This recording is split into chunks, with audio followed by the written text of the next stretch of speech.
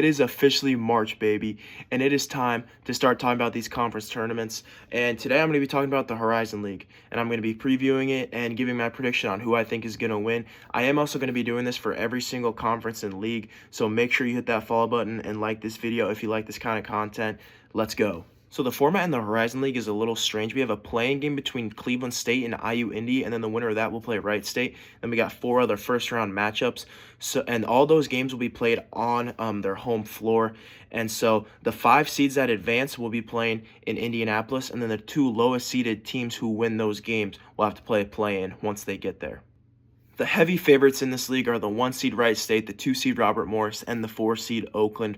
Wright State, they don't do anything incredible. They kind of are just consistent with their game. Solid shooting team, solid at taking care of the ball, solid rebounding team. And they got a trio who is really, really solid, led by freshman Michael Cooper, and then they got TJ Burke, and then they also got Imaragbe, and that is a really solid trio. And then we got the 2 seed Robert Morris, who's a really, really good shooting team, hammers the glass, plays a slow kind of style of basketball, but the one downside is they are not great at taking care of the ball, and they don't force a lot of turnovers.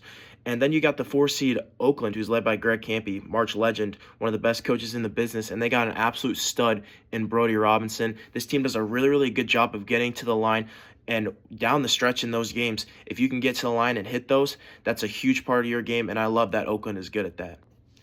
Some sleeper teams to watch out for are the 6 seed Purdue Fort Wayne, the 7 seed Northern Kentucky, and the 10 seed Cleveland State.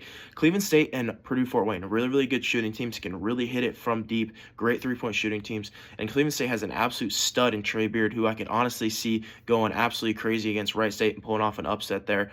But they're not really great at anything else, so that's kind of their downfall. And then you got Purdue Fort Wayne. Corey Hadnot is the leading scorer in this conference. He's an absolute stud, and they also have Maximus Nelson, who is an incredible three-point shooter. This team is also really, really good at forcing turnovers and taking care of the ball, so this is definitely a team to watch out for. And then you got the 7 seed Northern Kentucky. They're a top 4 team when you look at the predictive metrics in this conference, so it's not an incredible sleeper. They got Donovan O'Day, LJ Wells, absolute studs right there. They don't do anything incredible. They're kind of like Wright State. They do force a lot of turnovers, though, so watch out for that aspect. That Northern Kentucky-Oakland first-round matchup is a game that you don't want to miss.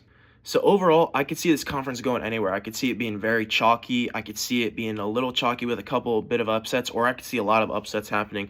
But ultimately, I do think it is going to be chalky. I have the number 1 seed Wright State taking on the 2 seed Robert Morris in the championship game, and I am rolling with the Robert Morris Colonials to win this league. They have been the best team over the last 2 months in this league by a landslide. They swept Wright State earlier this year. They play that slow kind of style of basketball. The one thing to watch out for Robert Morris, though, is that they don't take care of the ball. So bad matchups would be Northern Kentucky and Purdue Fort Wayne. So if you see Robert Morris taking on those two, and even me, I would honestly be a little doubtful, but I'm overall taking them. Ryan Prather, Deshaun Good. This team made it to the NCAA tournament last year. Really like this team, and I'm really excited that it is officially March and these conference tournaments are tipping off. Make sure you hit the follow button. Make sure you like this video if you like this kind of content, and I'll be posting my next video pretty soon.